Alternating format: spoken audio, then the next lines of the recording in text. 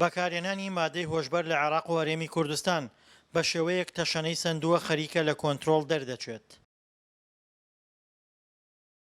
کەم ڕۆژ هەیە دەستگا ئەمنیەکان بەکارهێنەری مادەی هۆشبەر دەستگیر نەکەن.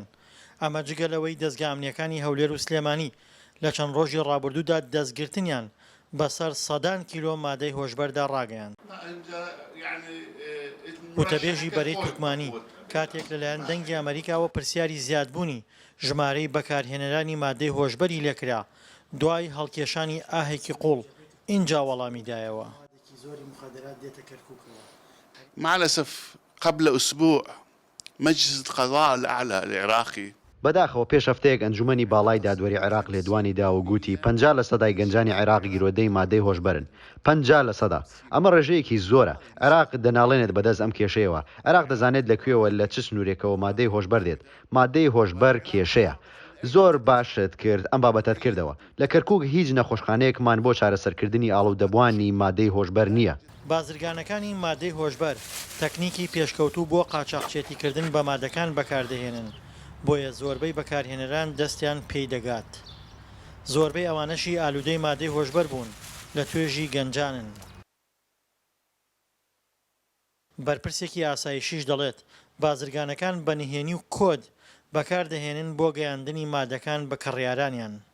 زیاتر مەسەن ئەوان تەنها کەسێک ئەناسن ناوێکی وهمیان دێجار ئەدەن زیاتر لە لێکۆڵینەوەکاندا و لە دەروەی هەرێم سنوورەکانی ئیداری هەرێم و دەروەی هەرێمی کوردستان و داخل ئەکری. دەستگرتن بەسەر سەدان کیلۆ مادەی هۆشبەر ئاماژەیە بۆ ئەوەی لە هەرێمی کوردستاندا بازرگانی گەورەی پێوە دەکرێت.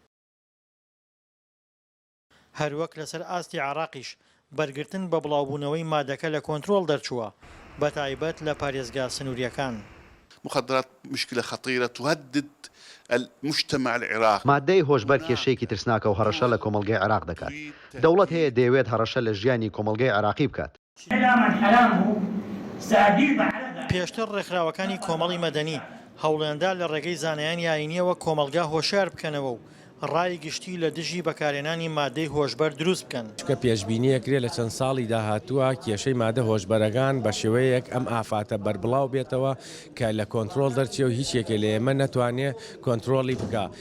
کاریگەری لەسەر لایەنی ئەمنی دروستەکە، لایەنی کۆمەڵایەتی و لایەنی ئابووری و تەنانەت سیاسی و ئاسایشی ئەمنی.